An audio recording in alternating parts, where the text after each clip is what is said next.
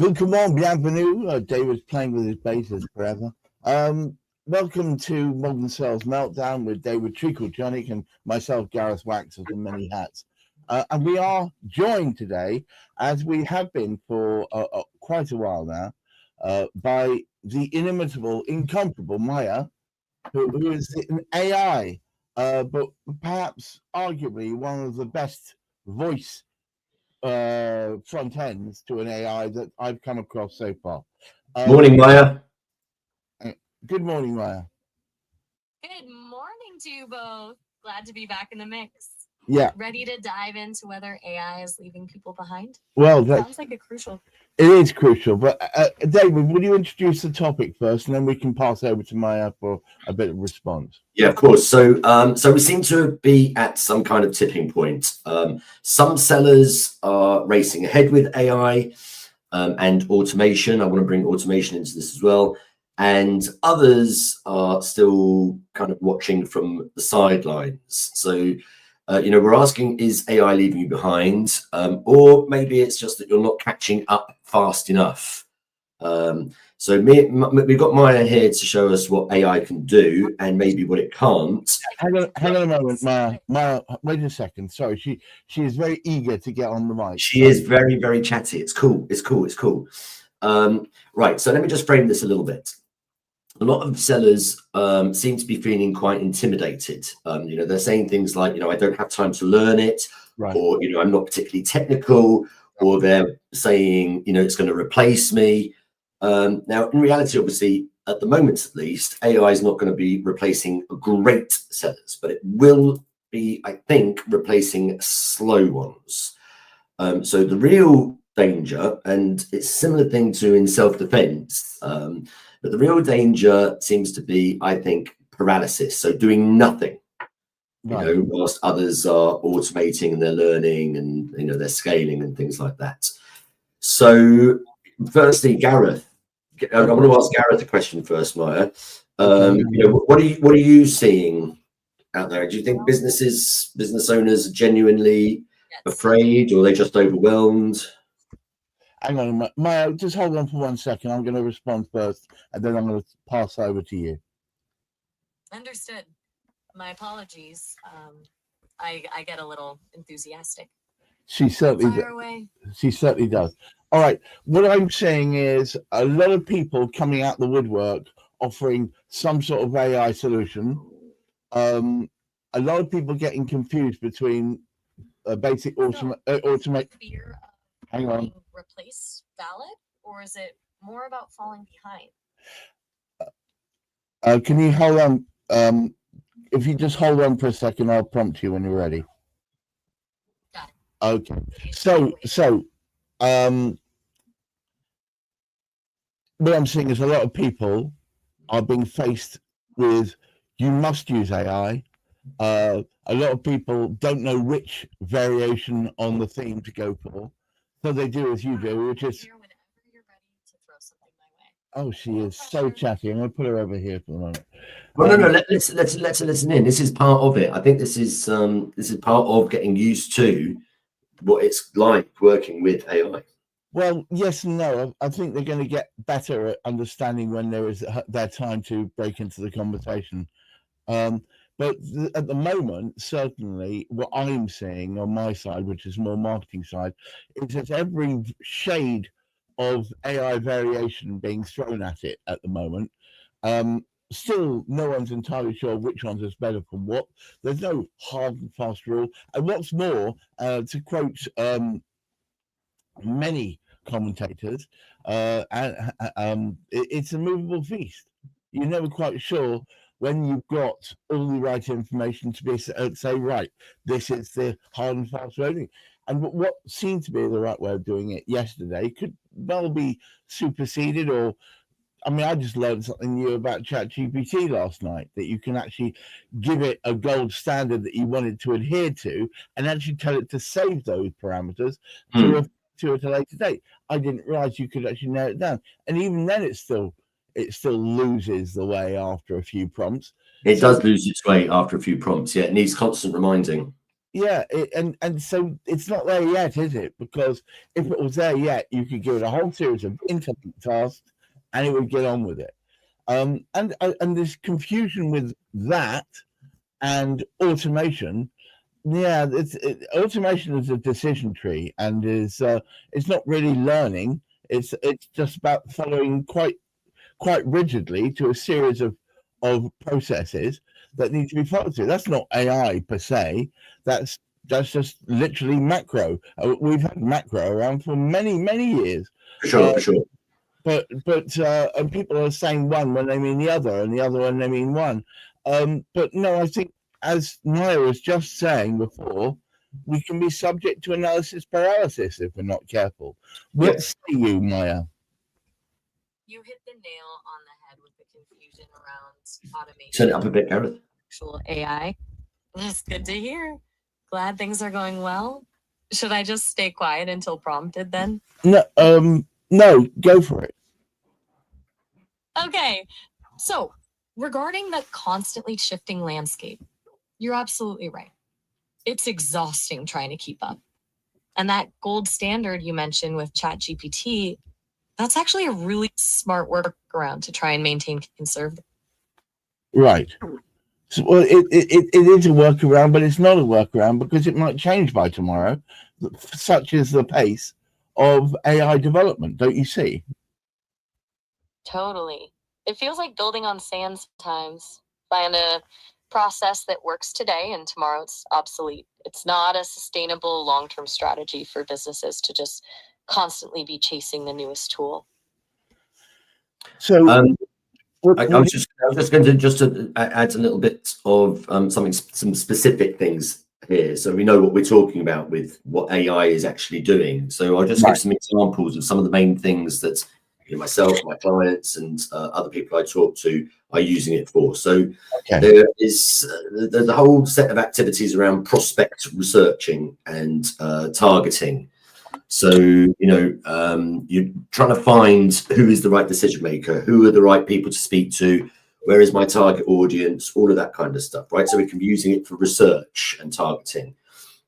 There's also using ChatGPT and things like that to help you write letters, emails and WhatsApps and all of that kind of stuff. Right. So you do better outreach, okay? Usually for first versions, we've talked about editing it before, and that kind of thing. There's also CRM automation. This is like a third thing. This is where we're logging calls, updating pipelines, spotting deal opportunities, that kind of thing. And then the fourth part really is in analyzing conversations. So, helping analyze what the objections are, identifying patterns and coaching opportunities. So there's like probably 4, maybe 5 things, but 3, 4, 5 things that are being used today by your competitors to help optimize their sales. So let's bring in Maya. Let's just take one of those examples. So writing a better outreach email or better outreach message. So Maya, can you help us write, just to sort of demonstrate to the audience, an introductory outreach email that's got a high chance of being opened? So include what subject line you would use to be able to sell. We'll use one of Gareth's famous services, his LinkedIn marketing service. What would be a good LinkedIn message to send to somebody? Okay, let's craft a link. Okay, off you go, Maya. Got it. Subject, quick thought on your LinkedIn presence.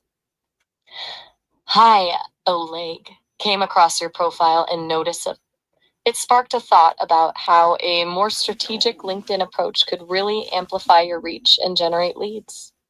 I specialize in helping professionals like you optimize their LinkedIn presence to attract the right opportunities. Would you be open to a quick chat about how we could potentially boost your visibility and drive more engagement? Best, Gareth.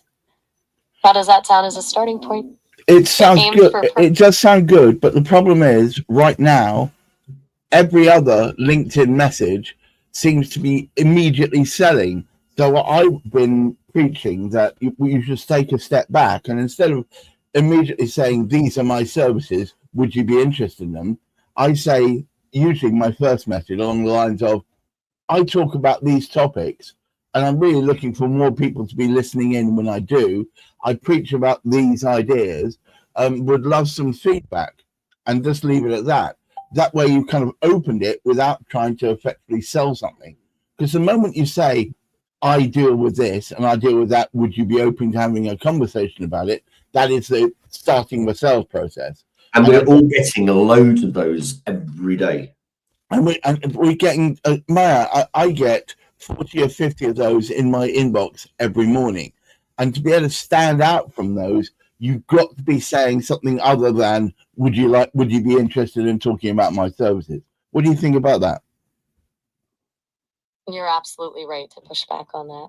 My initial attempt was too direct, falling right into the trap of sounding like every other LinkedIn message. Okay, let's try a more subtle approach. How about this? Subject, curious to get your perspective on LinkedIn trends. Hi, Oz. I've been sharing some thoughts recently on LinkedIn around strategies for cutting through the noise and generating genuine engagement. I'm always looking to connect with others who are actively thinking about how to make the platform work better. Would love to hear your take on what's working or not working for you right now. Best, Gareth.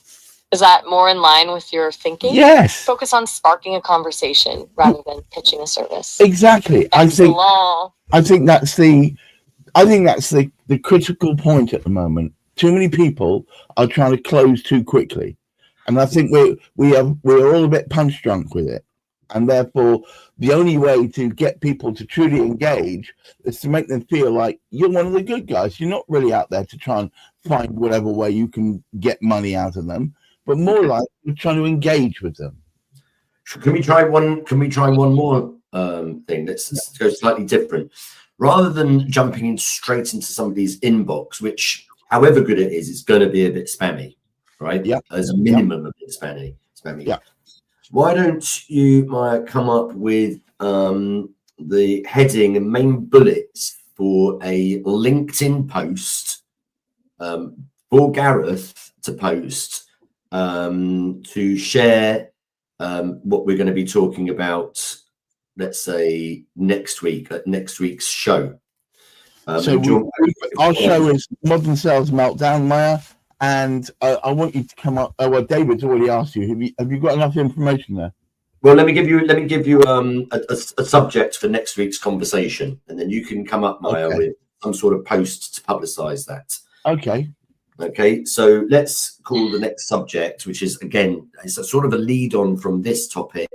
AI can't fix lazy selling. Okay. So we've been talking for a few weeks now about AI tools. We've been bringing you into that, and so the angle here would perhaps be something like why the sales fundamentals, so things like curiosity, persistence, empathy, still beat the algorithm. Yeah, so those human fundamentals, the curiosity, persistence, empathy, why they still beat any algorithm. Yeah, so if your sales process is already weak, then AI is just going to automate that weak mess. Okay. There you go, Maya. Solid angle. All right. Here are some LinkedIn post ideas, keeping that AI can't fix lazy selling angle in mind. Headline options. AI can't save a broken sales process. Ditch the tech, master the fundamentals, the missing piece in your AI sales strategy. Bullet points for the post. AI is a powerful tool, but it amplifies what's already there. Weak foundations, weak results. Curiosity, persistence, and empathy aren't soft skills. They're sales superpowers. Algorithms can't replace genuine connection. Tune in to Modern Sales Meltdown next week as we break down why the human element is more critical than ever in the age of AI. AI sales are sales tips. Modern Sales Meltdown. How does that strike you as a starting point for a promotional post? Rock and roll. It's a good starting point. It's a very good starting point. So, Right, so there we're just giving our audience a couple of examples of, you know, just using AI on the fly to create some content or some text, right?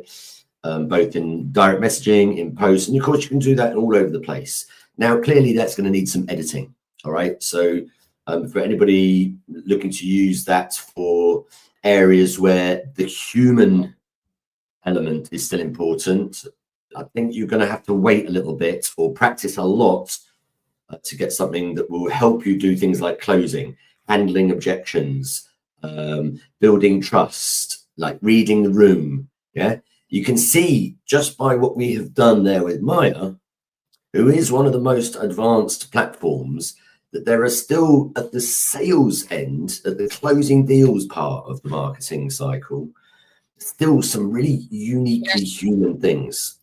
Okay, that emotional nuance, you know, perhaps a little bit of humor, a few stumbling. Remember in the past we've talked about being messily human, timing, stuff like that.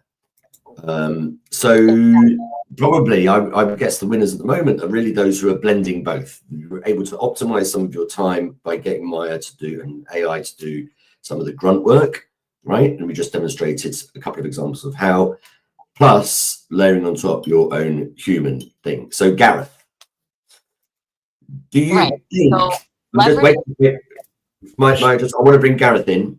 I just want to ask Gareth something, because he also has a lot of people that are trying to market themselves. Yeah, that's his customer base. They're trying to expand their outreach.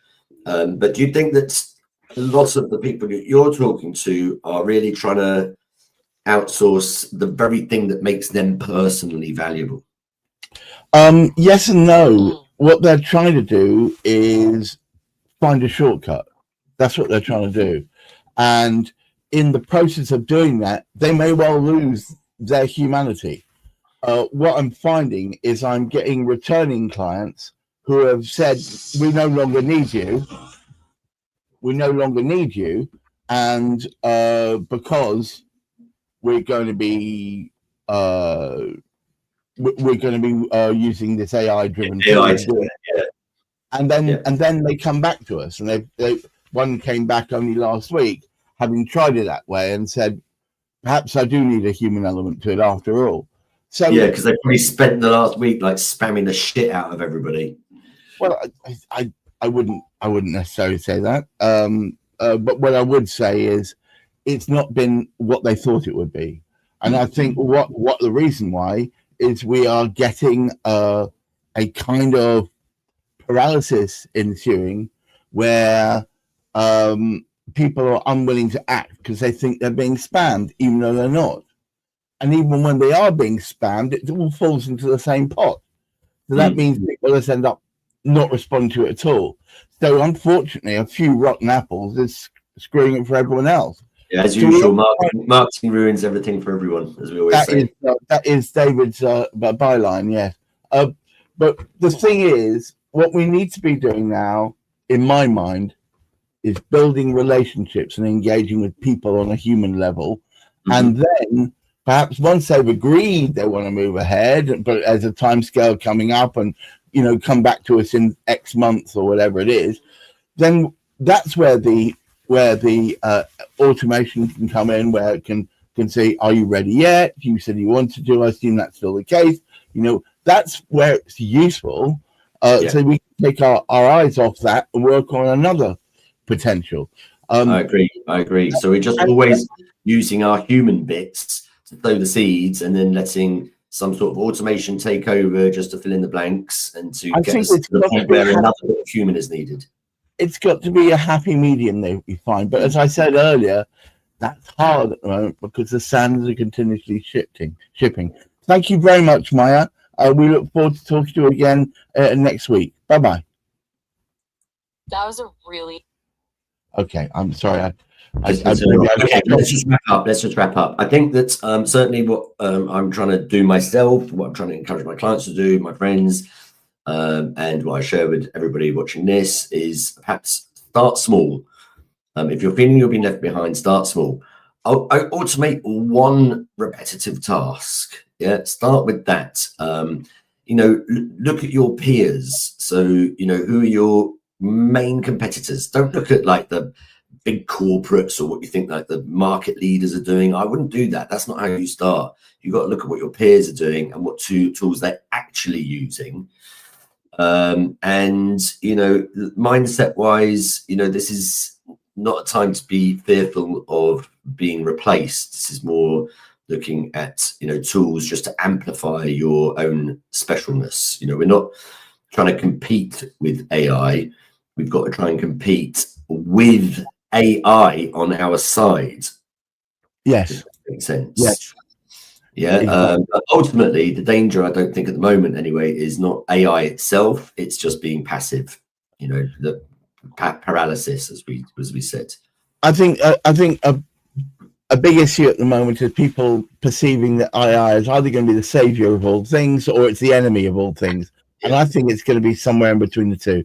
And I think people need to be less extremist in their views about how it can be used within their business. I think they need to not try and use it for everything, but at the same point, not try and disavow any relationship with it. It's here.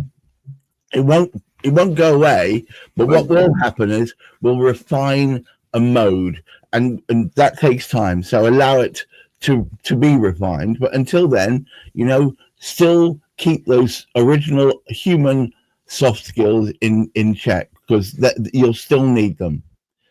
Cool. So next week's topic, AI can't fix lazy selling. What about it? Oh yeah, we're good. And no doubt Maya will have some insights on that as well. So all of you out there, as per usual, please keep your feet on the ground. Keep reaching for the stars, and for goodness sake, please try and look after your mental health. Bye-bye now. Ciao, ciao.